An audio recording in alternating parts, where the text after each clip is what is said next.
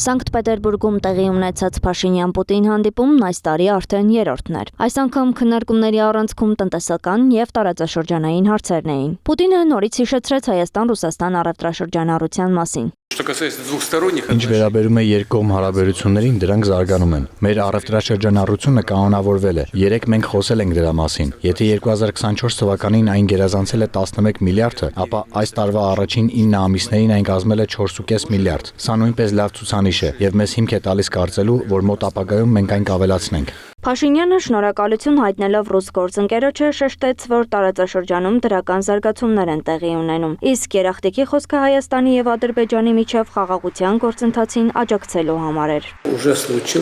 Ռուսաստանից գնացքներն արդեն ուղևորվում են դեպի Հայաստան Ադրբեջանի տարածքով, ինչը կարծում եմ իսկապես պատմական իրադարձություն է, եւ ինչպես արդեն նշեցինք, բացվում են նոր հնարավորություններ։ Մեր երկրում երկաթուղային որոշ այլ հատվածների վերականգնման օրակարգն արդեն հասունացել է։ Քաղաքագետ Արա Պողոսյանն այս հանդիպումը հակասական է համարում։ Ինչու է հակասական, որովհետև Փաշինյանը Հայաստանում հայտարարում է, որ Ռուսաստանը ըստ էության Հայաստանի դեմ հիբրիդային պատերազմ է սկսել եւ շարունակում, որ Ռուսաստանը Հայաստանի համար թշնամական պետություն է։ Իսկ որտեղ էր Իլհամ Ալիևը։ Պաշտոնական պատճառաբանությունը խիտ գրաֆիկն էր։ Ծանրաբեռնվածության պատճառով չկարողացավ մասնակցել ԱՊՀ գագաթնաժողովին։ Ռուս-ադրբեջանական հարաբերությունները բազմակողմանի են եւ խորքային։ Հետևաբար միամտություն կլինի կարծել, թե Ալիևի բացակայության պատճառը խիտ գրաֆիկն է, կարծում է Պողոսյանը։ Ալիևի այցելելը Ռուսաստան նախ պայմանավորված է նրանով, որ կոնֆրոնտացիոն փուլը ավարտված չէ եւ երկրորդ Ալիևը ըստ էության իրեն չի պատկերացնում այս Ռուսաստանի գլխավորությամբ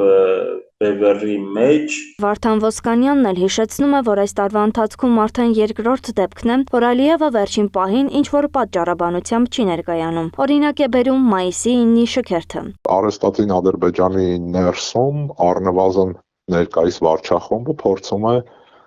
ասեմ այսպես, չակերտավոր շտկումներ իրականացնել իր քաղաքականության մեջ, նախ եւ առաջ դա հստակ ուղերձ է դեպի Ռուսաստանի Դաշնություն առ այն, որ Բաքուն այլևս դուրս է ռուսական ազդեցության ծիրից եւ փորձում է հանդես գալ որպես ինքնուրույն խաղացող, ունի սեփական առաջնահերթությունները եւ այդ առաջնահերթությունների շարքում ամենևին Ռուսաստանի հետ հարաբերությունների զարգացումը չկա։ Իրանագետը վստահ է, ամենևին էլ պատահական չէր, որ հենց նույն օրը տեղի ունեցավ Թուրքիա-Ադրբեջան միջպետական հանձնաժողովի նիստը։ Բաքվի համար այժմ կենտրոնական դեր ունեն արևմտյան պետությունները, իսկ ներքաղաքական քարոզչության համար Ալիևը փորձում է այնպիսի կերպար կերտել, թե այնքան հզոր ղեկավար է, որ կարող է հաշվի չնստել Ռուսաստանի հետ։ Անահիտ Սարգսյան, Գեղամ Ղազարյան, ABC Media։